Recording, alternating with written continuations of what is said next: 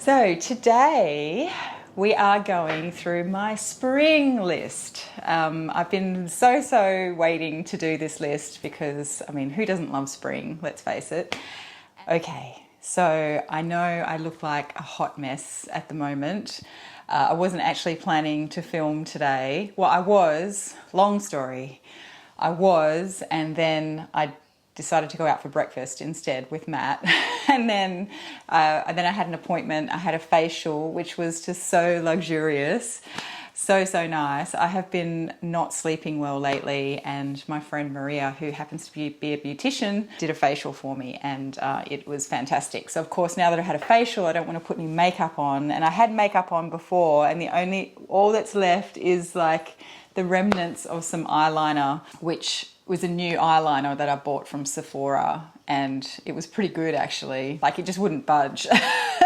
So unfortunately that means that it's going to take a little bit more than sort of a couple of cleansers to get this stuff off. But anyway, that's fine. So I'm not wearing any makeup. My hair is a mess because obviously when you have a facial they get stuff in your hair and whatnot. So this is what we're working with today, and that's okay. First things first though, my scent of the day is Decant, the EDT by Diptyque. I'm really making my way through this fragrance quite quickly. I only really started wearing it a couple of months ago, and I think I'm going to be needing to upgrade to a full bottle at some point. I really love this, especially for sort of warmer days.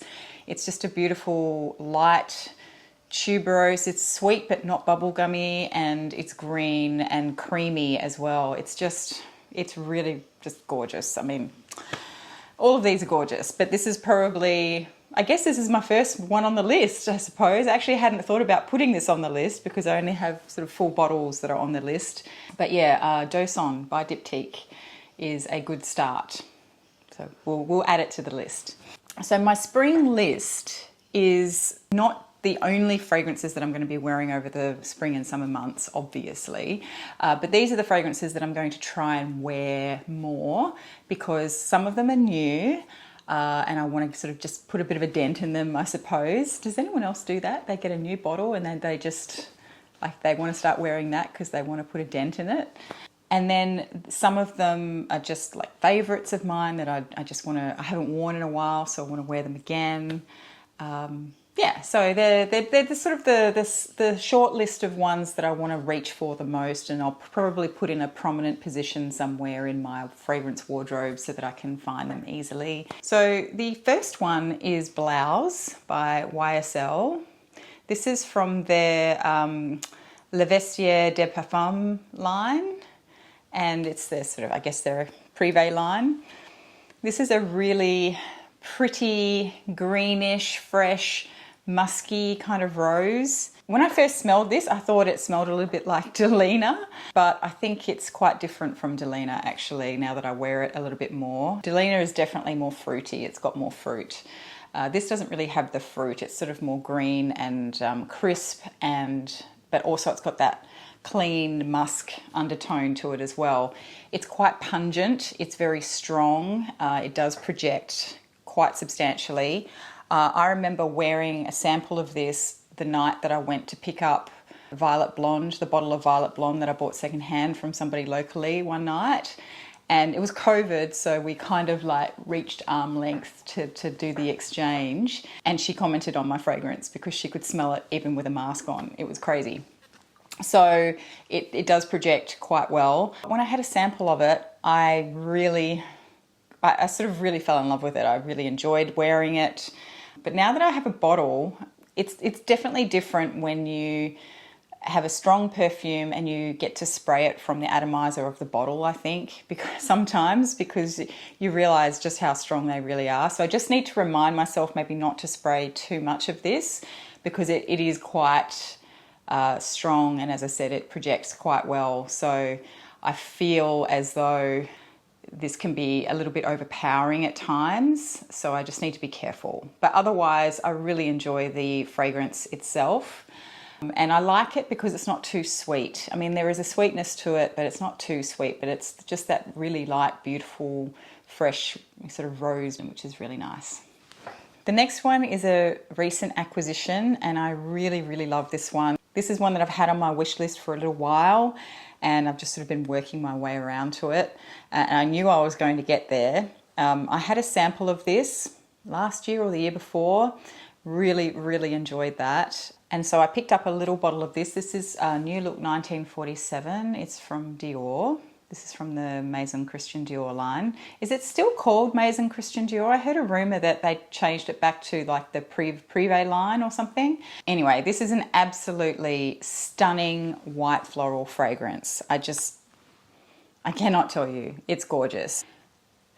But let me just caveat that it's not. I was talking to somebody recently who also loves this fragrance and has loved this fragrance for a very long time, and I was saying how I didn't feel like I got a lot of white florals from it, even though I could recognize it as a white floral fragrance. And he said that yes, it has actually been reformulated and there's more sort of vanilla and benzoin in it now, which that's spot on. I agree. I think that this is quite different to the sample that I had previously, and not totally different, but noticeably different. But I love benzoin, so even though I was never a fan hugely of vanilla, strangely enough, I really love benzoin. So I actually really enjoy this fragrance. I feel like the florals that I get mostly out of this are maybe ylang ylang and iris. There is tuberose in here, and again, I can sort of recognize that it's a white floral, but I don't know if I get tuberose specifically from this, but I do get benzoin, vanilla. I feel I get iris, and I feel I get ylang ylang. So it's a beautiful fragrance. This has to be one of my favorites from this line, actually. And it's perfect for spring. So that is that one. Next up, I have been wearing this so much. This is Velvet Splendor by Goldfield and Banks. This is an absolutely stunning fragrance. So, and I'm not just saying that because this was gifted to me, which it was. It was gifted to me by the brand a couple of months ago, which I'm very, very grateful for. So this one is based off Australian wattle, which is a native plant to Australia, but it's otherwise known as, it's a form of mimosa, I think, but it's a yellow mimosa. Are all mimosa flowers yellow? I thought some were purple. Anyway, it's a mimosa flower, a type of mimosa flower, and let's just say I have some not so fond memories of Australian wattle because, well, if you've seen my Instagram, if you saw my post about this on my Instagram, you would have seen me talk about this. But basically, the story behind me and Australian wattle is that when Australia had its bicentennial celebrations back in 1988, I was in primary school, and we had to do like a stage presentation at some fair or something like that. And the presentation that we did was we had to recite some poem as a class, and the poem was all about the different Australian native plants. And so we all had to dress up like the bit that we were talking about. And my bit was Australian wattle, and I had to dress up. I don't know if you've seen Australia. I'll try and put a photo up, but it's really hard. Basically, my mother dressed me head to toe in dark green stockings, but then she stuck these fake Australian wattle flowers into the stocking, and it was so uncomfortable, but also entirely mortifying that I had to get up on stage in public, dressed head to toe in a green stocking, and with little bits of flour sticking out everywhere. And I think I had to wear a green swim cap or something. It was just, I looked hideous, and I was really uncomfortable because the things would stick into me. It was horrible. So that's my memory of Australian wattle. So Australian wattle has now redeemed itself by providing me with this beautiful fragrance. So thank you, Goldfield and Banks. And I treasure this fragrance, and I really do enjoy it. So I mean, it's not for everybody. It's not their best seller in the line. But if you do like vintage style fragrances, I definitely recommend you trying this because it is a really beautiful fragrance. Yeah. Okay, so next up is, you'll notice, there's a trend here. There's a trend. Next up is 1932 by Chanel. This is from the Les Exclusives line. Another white floral based fragrance. I think this one is based mostly around jasmine. There's obviously the characteristic Chanel citrus in the top. And I think there's quite a bit of iris in here as well. So I feel like I get quite a bit of iris when it dries down. It's a really gorgeous fragrance. I did go crazy over this last year, sort of towards the end of the summer, and I was wearing it so much. And going into winter, I was wearing it quite a bit. And I sort of was picking it up. And particularly when I went back to the office for a short period last year, this was my sort of fragrance of choice to wear to the office. But I do find that in the height of summer, it's not the best one for me because I do feel like it starts to go a bit sour on my skin, and it's just not, it just doesn't sit that well in the really, really hot days. But it is a beautiful, beautiful fragrance. And for those transition months, it's kind of perfect. So that's 1932. Next up, oldie but goodie. This is Champs-Élysées by Guerlain. This is the Eau de Toilette. I have never tried the parfum of this one, I don't think. But I really enjoy this fragrance. I've talked about this previously on my channel. Probably earlier last year, I used to talk about it quite a bit. This is sort of my go-to fragrance that I wear to bed in the warmer months. I just really love, it has a little bit of a skin lotion vibe to it, but not as lotiony as some other skin lotiony style fragrances, if that makes any sense. Like the florals in here do definitely jump up at you. And I think this is based around mimosa.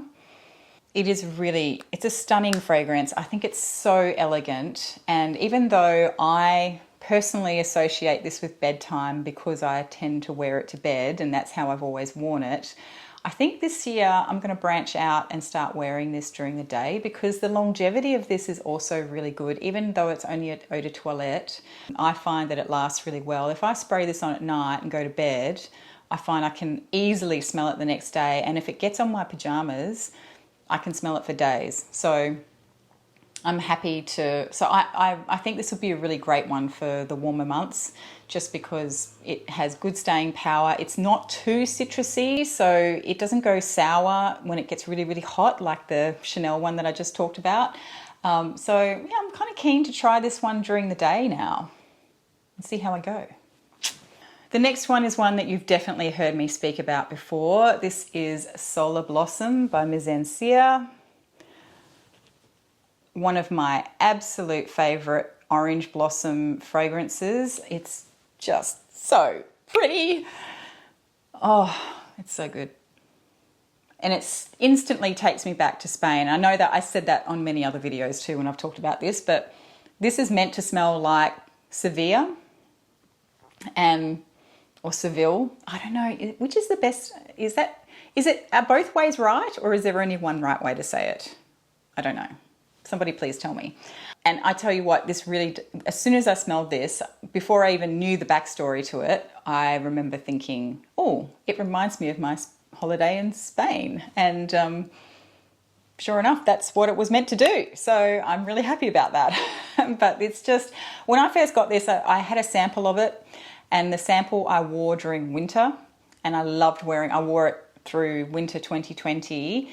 And I think I went through that sample in the first week that I had it because it was just so pretty, and we were in the dead of winter, so it was really nice to just wear something really bright and happy, and particularly because, 2020 was a pretty crap year, although 2021 is not shaping up to be that much better, I might add. And so I just really, really, really loved it. And I bought a bottle and I've put a fair dent in it, given that I've only had it since last year. And yeah, I'm actually really enjoying this, and I will continue to enjoy it this year. I can't wait to wear it. I kind of wish I'd worn this one today now, actually, because it is quite warm, but that's okay. We'll survive. The next one on the list is a new acquisition. This is Odalisque by Parfums de Nicolai.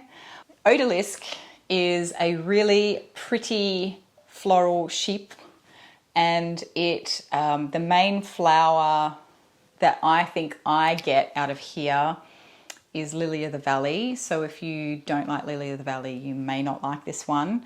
It definitely is I definitely detect the oak moss. It is definitely has that mossy undertone, but it opens with these really beautiful citruses, as you would expect. I think there's tangerine in the top as well as the traditional bergamot.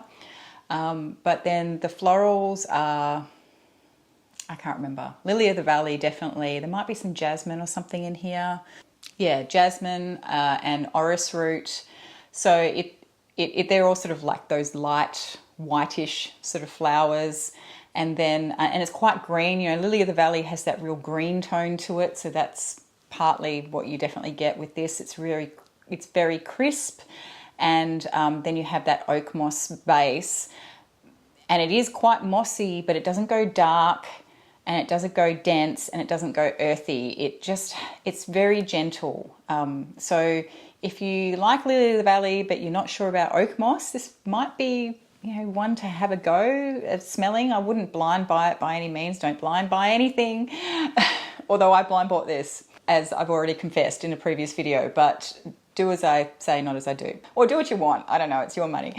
This is just, yeah, it's a beautiful, beautiful light floral Chyprèe, and it's perfect for spring. I don't know how it'll go in the height of summer, just because oak moss, even though it's light in this fragrance and it sort of is very subtle, but it's there, it could still sort of go the wrong way, maybe on a really, really hot day. And also the citruses in here do have a very tart bite to them in some moments, and so I feel like if you're on a really hot day, it could lean a little bit sour, maybe. I don't know. I haven't tried it on a really hot day yet, but I look forward to testing it. I really love it. I just wore this one yesterday and absolutely loved it, and I could smell it all day. It projects quite a lot too when you first put it on. I wear 2 sprays, and I've got a bubble around me, and for a good few hours I can smell it. But when it starts to die down, it dies down quite quickly and sort of sits closer to the skin. So it's a gorgeous fragrance. Definitely worth checking out if you like floral Chyprèe. Speaking of Chyprèe, another one of my favorites is Cartier La Panthère. I know this one is, it's polarizing. Some people really, really hate this fragrance, and other people, like me, really love it. When I first smelled this, I could have sworn that I got vetiver from it, but there's no vetiver in it. This is so powerful that this has got to be one of the strongest fragrances I have in my... Well, it's strong, but it's not overpowering for me. I mean, I love it, so I'm not going to think it's overpowering. But a couple of days ago, when I was putting this list together and I was, pulling out perfumes and smelling different perfumes, I spritzed this in the air, and 2 days later, so then that was on a Saturday, and then Sunday I didn't come down here. I think Monday I came down here because it was work, and this is my office, and I could smell it immediately. And all I did was spritz it once in the air. So you want something to last, this is the one. It's going to last forever. Well, maybe not forever, but definitely will get you through a work day for sure. It smells, I think it's pretty much a floral Chyprèe, but to me it has a sort of a dry, grassy, sort of hay-like vibe to it. Hence why I thought there was vetiver in this when I first smelled it and hadn't looked at the notes that much.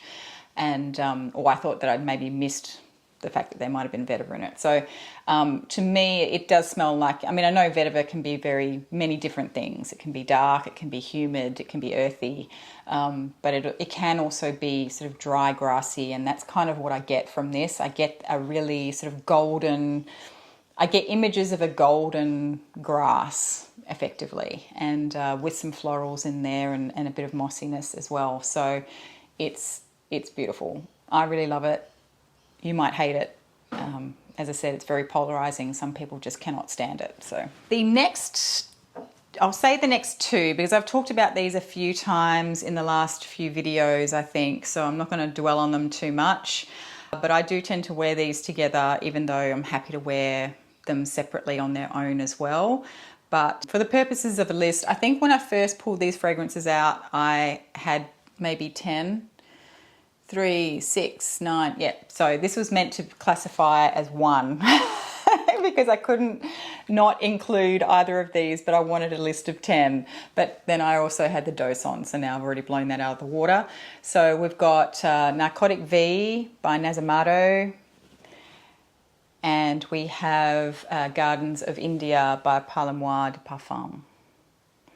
And these, as I said, layer beautifully together. In fact, when I first posted about these, I think it was in my birthday or June, July roundup video, which included my birthday purchases. I had said that I wore these together, and then somebody in the comments had also said, you should layer those. I'm going, I already have. So clearly a popular combination. I think a lot of people have cottoned on to the fact that these go well together. So yeah, they are very, very beautiful.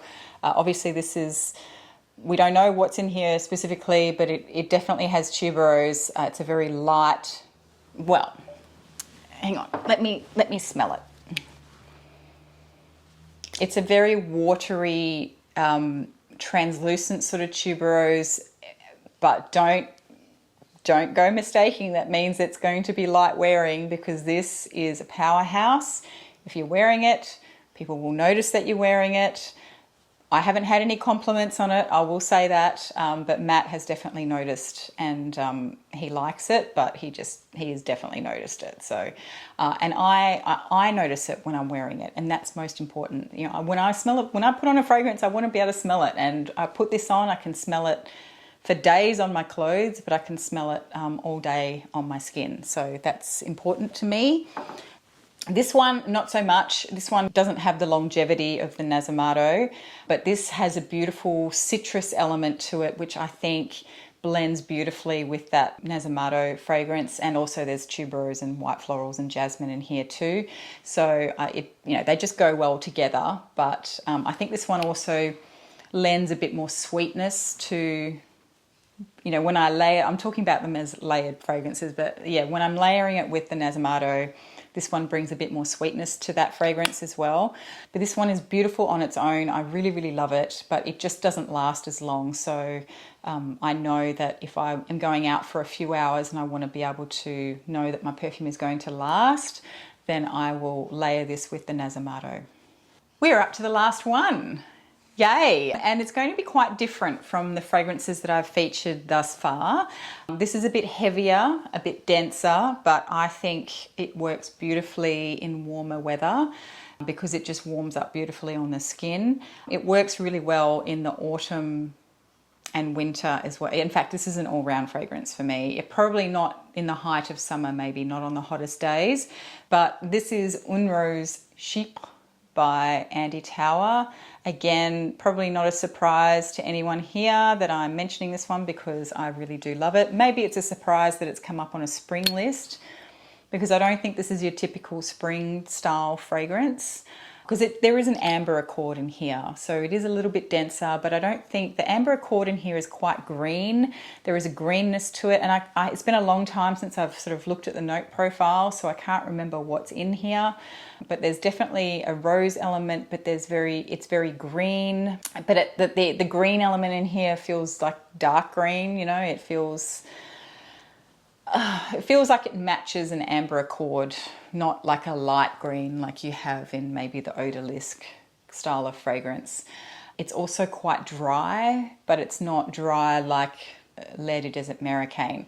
However, it is discontinued, so I won't dwell on it for too long because those of you who are still trying to hunt down a bottle of this will be upset with me, possibly, but I'm just showing you what I'm going to be wearing over spring, and this is definitely on the list. I love this fragrance.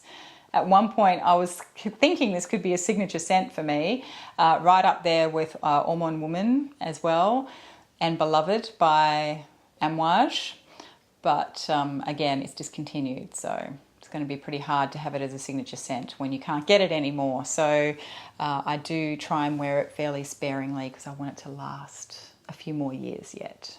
And now I know that those of you in the Northern Hemisphere are going into the colder months, and I don't know about you, but for me, I do get to a point in winter where I'm craving something a bit lighter.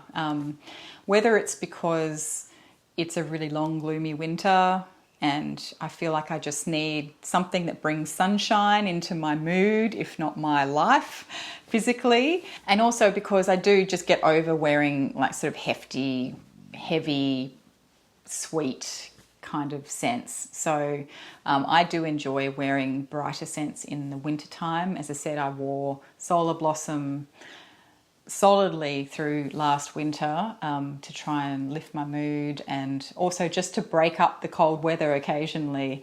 So hopefully this might give you some inspiration, not only for when you come out of winter, but also for, you know, maybe lifting your mood during winter as well. If you've managed to last this long through the video, then I do appreciate it. Thanks so much for joining me, and I really appreciate all of the support, and thank you again for 4K.